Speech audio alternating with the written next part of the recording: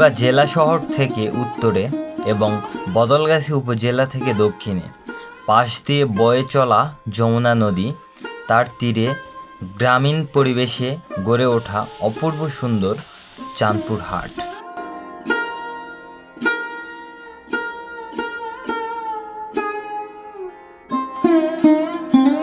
আকারে হাটটি ছোট হলেও সকালে নানা রকম শাকসবজির আমদানি হয় হাটটিতে।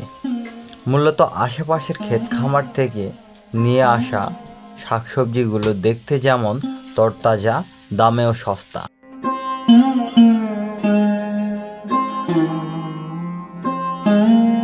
নদী, বিল, পুকুর থেকে নিয়ে আসা জেলেদের নানা প্রকারের মাছ এই হাটের হাটুরেদের আমিষ চাহিদা মেটায় বটে। মাছ যেন এক ঐতিহ্যবাহী খাবার বাঙালিদের জন্য।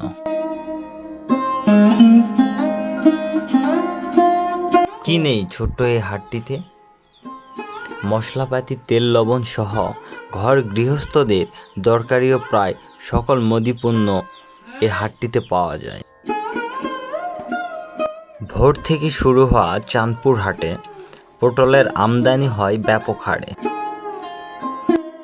দুপাশে সারিবদ্ধভাবে রাখা পটল ক্রেতা ও বিক্রেতার দর কষাকষির মাধ্যমে বিক্রয় হয়। রাজধানী সহ দেশের বিভিন্ন জেলা শহরে এ হাট থেকে পটল রপ্তানি হয়।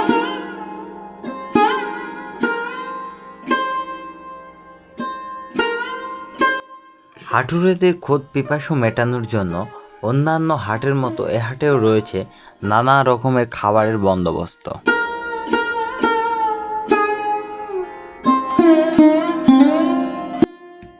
এ হাটের বিশেষ খাবার সিঙ্গারা ও খিচুড়ি। হাটটিতে দেখা মেলে আম, ড্রাগন, লটকন, আনারস, কলা সহ নানা প্রকার পুষ্টিগুণ সমৃদ্ধ ফল।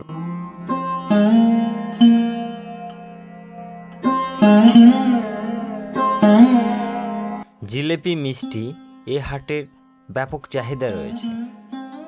জিলেপি, কালো মিষ্টি, খাস্তা, রসগোল্লা সহ নানা প্রকার মিষ্টান্ন এ হাটে পাওয়া যায়। এছাড়াও এ হাটের হাটুরেরা মজার ছলে নানা প্রকারের মশলা দ্বারা পান খায়। কেউ খায় বেনারসি পান, কেউ খায় জর্দা পান। তাছাড়াও এ হাটে চুন, সুপারি, পান পাইকারি দরে বিক্রি হয়।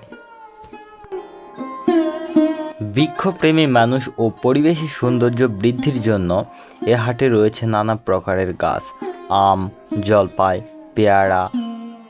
এছাড়াও কাঠ জাতীয় গাছ, মেহগনি, কড়াই, ইউক্যালিপটাস সহ নানা প্রকার গাছ এ হাটে পাওয়া যায়। জমিতে নতুন চারা রোপণের জন্য নানা প্রকারের বীজ এ হাটে দেখা মেলে।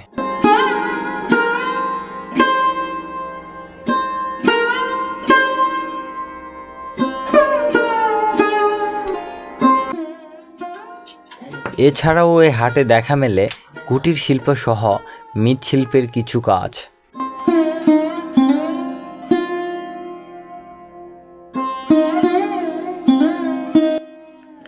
আমাদের চ্যানেলে নতুন হয়ে থাকলে অবশ্যই চ্যানেলটিকে সাবস্ক্রাইব করে আমাদের পাশে থাকবেন।